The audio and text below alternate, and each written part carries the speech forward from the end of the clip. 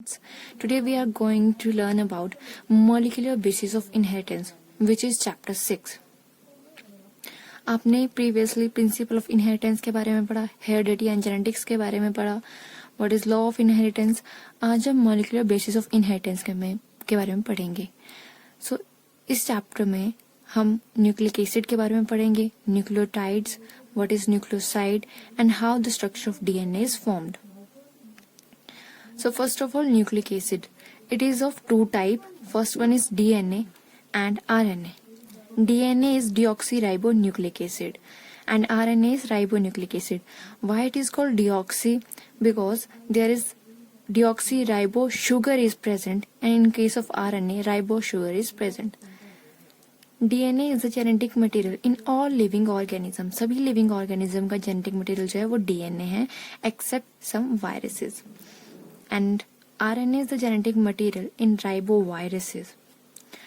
RNA जो है वो अदर ऑर्गेनिज्म में भी प्रेजेंट है, वायरसेस के अलावा अदर ऑर्गेनिज्म में प्रेजेंट है as messenger carrying genetic material and as the site of protein synthesis.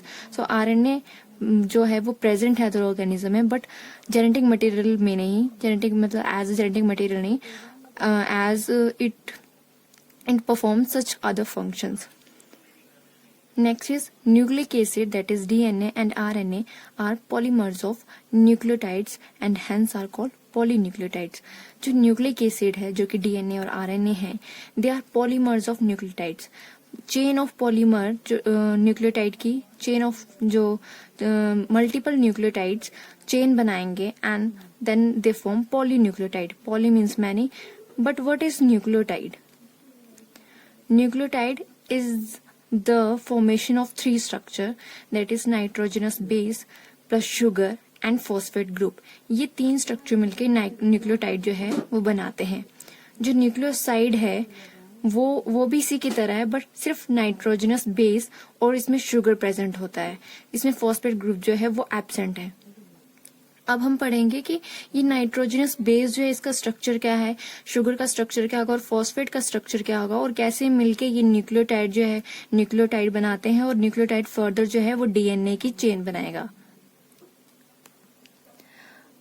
अब हम सबसे पहले नाइट्रोजनस बेसिस के बारे में पढ़ेंगे. Nitrogenous bases it is of two type के होते हैं ये.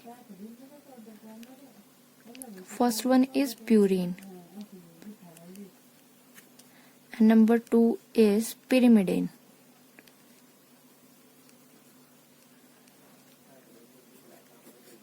दो टाइप की नाइट्रोजनस बेसिस हैं, एक प्यूरिन और एक pyrimidine.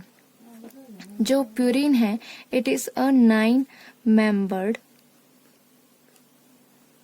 रिंग स्ट्रक्चर, रिंग की फॉर्म में प्रेजेंट है ये. And pyrimidine is 6-membered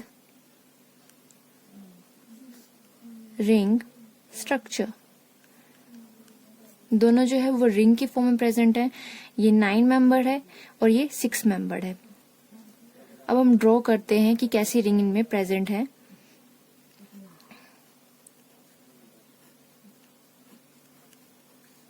जो फर्स्ट रिंग है वो दोनों में सेम ही रहेगी.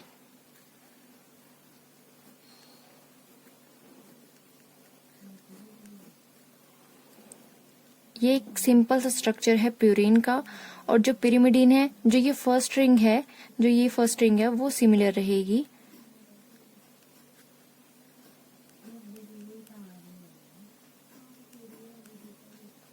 ये जो रिंग है वो इसमें सिमिलर रहेगी, और जबकि प्यूरिन में ये जो सेकंड रिंग है वो ऐड हो जाएगी.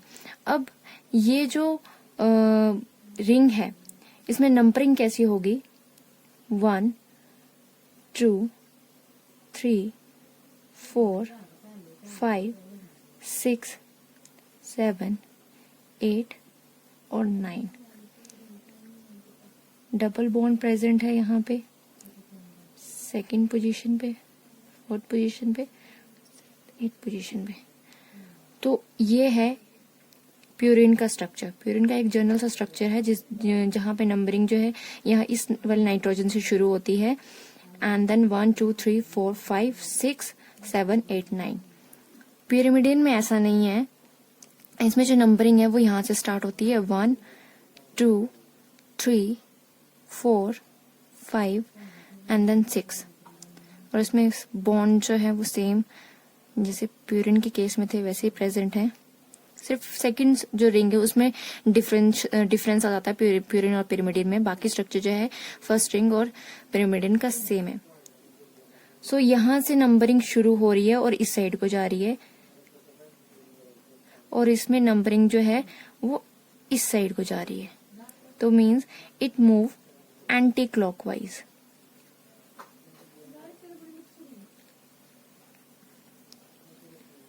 And it moves clockwise.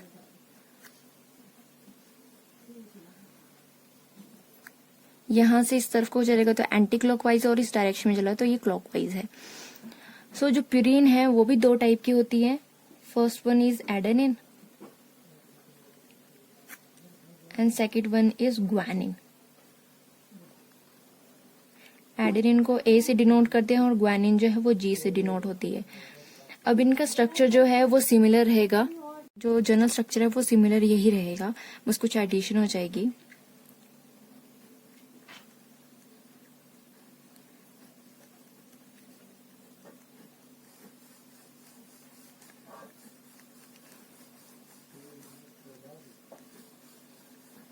ये जनरल स्ट्रक्चर है। अब यहाँ पे एक चीज ऐड होगी, एक स्ट्रक्चर ऐड होगा, और that is NH2 which is called amine group। General structure वही रहा, बस सिंपल एक NH2 की एडिशन हुई एडेनिन के स्ट्रक्चर में। ग्वानिन के स्ट्रक्चर में क्या होगा, वैसे ही ड्रॉ करेंगे।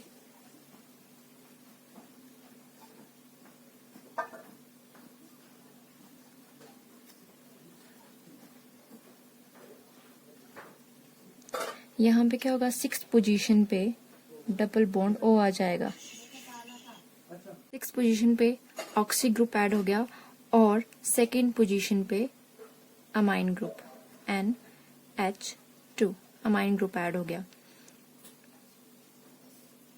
अब पिरिमिडिन के केस में देखते हैं। पिरिमिडिन जो है ये भी दो टाइप की है, cytosine and thymine. In case of RNA thymine की जगह यूरासिल प्रेजेंट होता है, और DNA के केस में थायमिन प्रेजेंट होता है। पर अभी हम DNA के रिगार्डिंग पढ़ रहे हैं तो थायमिन का स्ट्रक्चर ये देखेंगे। साइटोसिन वैसे ही जनरल स्ट्रक्चर, जनरल रिंग हम ड्रॉ करेंगे।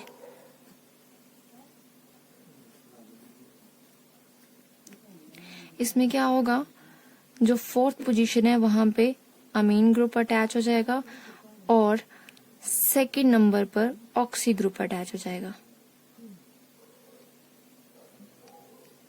यहाँ पे डबल बॉन्ड, यहाँ डबल बॉन्ड यहाँ शिफ्ट हो गया तो यहाँ पे रहेगा। यहाँ पे मैंने डबल बॉन्ड नहीं लगाया, जो यहाँ वाला डबल बॉन्ड था वो ऊपर शिफ्ट हो गया, यहाँ पर रहेगा और यहाँ पर रहेगा। सो साइटोसिन के केस में 4th पोजीशन पे अमाइनो ग्रुप और सेकंड पोजीशन पे ऑक्सी ग्रुप अटैच हो गया। जो थायमिन का स्ट्रक्चर है वो भी पहले जनरल रिंग ड्रॉ करेंगे,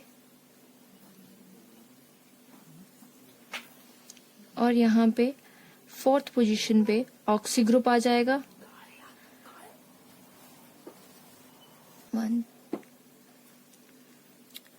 4th पोजीशन पे ऑक्सी ग्रुप, एंड जो यहाँ वाला नाइट्रोजन है 3rd पोजीशन पे, यहाँ पर हाइड्रोजन ग्रुप अटैच हो जाएगा, और सेकेंड नंबर में फिर से ऑक्सी ग्रुप अटैच हो जाएगा, डबल बॉन्ड O। तो अगर हम जनरली अगर याद रखने के लिए कोई भी एक लाइन बना दे, जैसे एडेनिन में जो है, एडेनिन में अमाइन ग्रुप अटैच हो जाएगा 6th पोजीशन पे, और ग्वानिन में ऑक्सी ग्रुप अटैच हो रहा है 6th पोजीशन पे, और सेकंड पोजीशन में अमाइन ग्रुप अटैच हो रहा है, तो AA6 और GO6A2। साइटोसिन के केस में ऑक्सी ग्रुप जो है वो सेकंड पोजीशन में है और जो अमाइन ग्रुप है वो फोर्थ पोजीशन पे है, तो अमाइन 4। तो यहाँ से शुरू कर रहे हैं ना, 1 2 3 4 5 एंड देन 6। तो यहाँ पे फोर्थ पोजीशन में जो अमाइन ग्रुप, सेकंड पोजीशन में ऑक्सी ग्रुप। 1 2 3 4 5 6।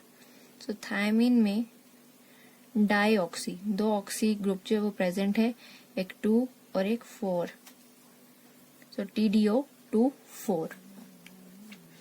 नेक्स्ट हम बात करते हैं शुगर मॉलिक्यूल की। नाइट्रोजनस बेस जो हो गया first and second one is sugar.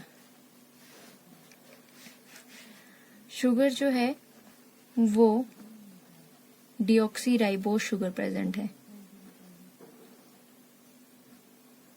Deoxy ribose sugar DNA के केस में। और ये जो शुगर है वो पेंटोज इन स्ट्रक्चर, पेंटोज का स्ट्रक्चर होता है। Let me draw.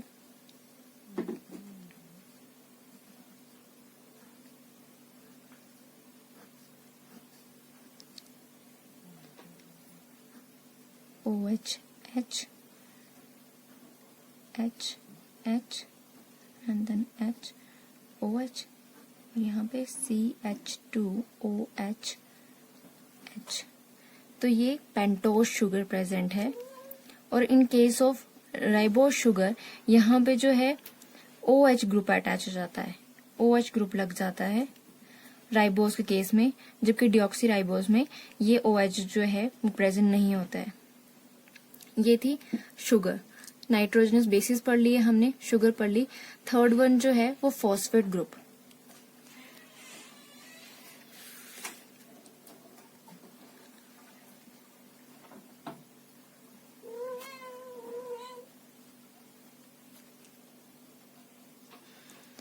Phosphate group H3PO3। तो ये स्ट्रक्चर जो होगा वो कैसे होगा, P double bond O OH OH and then OH। तो ये जो है वो फॉस्फेट ग्रुप प्रेजेंट है। ये तीन चीज मिला के न्यूक्लियोटाइड बना रही है, और न्यूक्लियोसाइड के केस में सिर्फ नाइट्रोजनस बेसिस और शुगर प्रेजेंट है, जबकि फॉस्फेट ग्रुप उसमें एब्सेंट रहता है। अगर हम जनरल बात करें कि ये जो न्यूक्लियोटाइड है वो कैसे बनता है, ये जो डीएनए की जो स्ट्रक्चर है वो किस तरह से फॉर्म होती है, तो सबसे पहले फॉस्फेट ग्रुप जो है वो अटैच होता है शुगर के साथ, और जो शुगर है वो नाइट्रोजनस बेस के साथ अटैच होती है। फिर से phosphate molecule, then sugar and then nitrogenous base। अब हम इनको स्ट्रक्चर में ड्रॉ करके देखेंगे। जो सबसे पहले फॉस्फेट ग्रुप है P,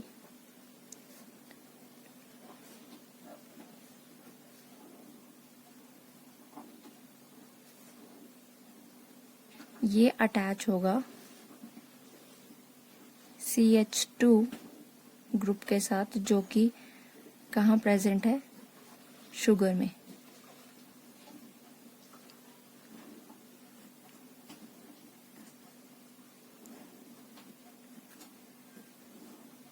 यहाँ पे HOH, यहाँ पे वो स्ट्रक्चर, यहाँ पे भी स्ट्रक्चर, और यहाँ पे प्यूरिन या पिरिमिडिन अटैच होगी। यहाँ पे हम प्यूरिन जो है वो अटैच करते हैं, तो इस वाले H के साथ, यानी कि ये H रिमूव हो जाएगा और यहाँ पर जो है वो प्यूरिन अटैच हो जाएगी। एन ये सेकंड रिंग है,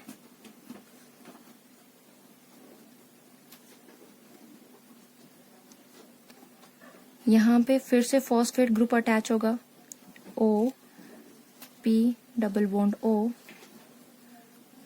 नेगेटिव O, और फिर से शुगर अटैच हो जाएगी CH2,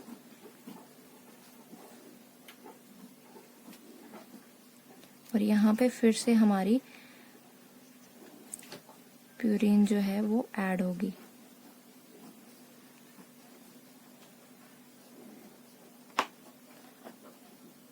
तो इस तरह से स्ट्रक्चर बनता है। यहाँ पर जो है वो H3 प्रेजेंट होते हैं, तो ये वाला H जो है यहाँ वाले CH2OH प्रेजेंट है, तो यहाँ वाले OH के साथ वो H2O बनाता है, और ये वाला यहाँ पे जो H प्रेजेंट है वो रिलीज हो जाता है एज H पॉजिटिव आयन। तो यहाँ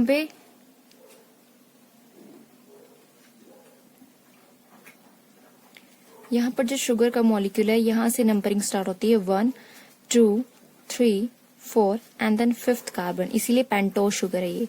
तो 5th कार्बन के साथ जो चेन है वो शुरू होती है, और यहाँ पर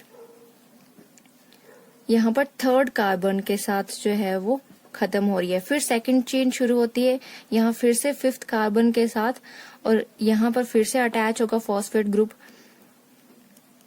तो यहाँ पे थर्ड कार्बन के साथ जो है खत्म हो रही है। तो इसीलिए जो चेन है, जो डीऑक्सीराइबोज न्यूक्लिक एसिड की जो चेन है वो 5 प्राइम टू 3 प्राइम मूव करती है। इस तरह से चेन बनेगी, 5' या 5 प्राइम टू 3 प्राइम से जो है वो चेन शुरू होगी और फिर जो है कंटिन्यूस होगी। So this is the structure of DNA. तो डीएनए जो है वो इन तीन जो स्ट्रक्चर इनसे मिलके बना हुआ है, और फर्दर मोर जो है वो चेन वो चलती जाती है। Next is deoxyribonucleic acid is a helically twisted double chain structure which is the largest macromolecule and is also genetic material of living organism. तो डीएनए जो है वो helically twisted double chain structure है, जो कि मैं आगे आपको बताऊंगी। अभी मैंने एक जनरल स्ट्रक्चर आपको बताया, और लार्जेस्ट मैक्रोमोलिक्यूल है, जेनेटिक मटेरियल है, and molecular basis of heredity occurrence. It was first isolated by Frederick Miescher in 1869 from nucleus of pus cell. pus cell से जो है फ्रेडरिक मिशर ने 1869 में इसको फाइंड आउट किया in the nucleus of pus cell. In eukaryotes DNA occurs inside nucleus and also in 2 type of ऑर्गेनेलिज्म।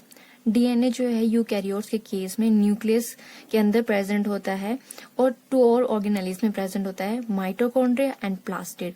जो plastid है for example chloroplast, इसका एक एग्जाम्पल है। इन 2 ऑर्गेनेलिज्म में ये डीएनए जो है वो प्रेजेंट होता है न्यूक्लियर डीएनए। जो न्यूक्लियर डीएनए मीन्स जो न्यूक्लियस में प्रेजेंट है, और ऑर्गेनली डीएनए लाइक माइटोकॉन्ड्रिया में अगर प्रेजेंट होगा या प्लास्टिड में प्रेजेंट होगा तो उसको ऑर्गेनली डीएनए बोलेगा। ये क्लोरोप्लास्ट में प्रेजेंट होगा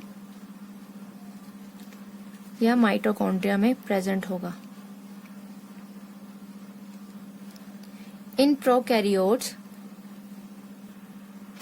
nucleus is absent, so the DNA is present in cytoplasm. Prokaryotes के केस में जो न्यूक्लियस है वो एब्सेंट होता है, इसीलिए जो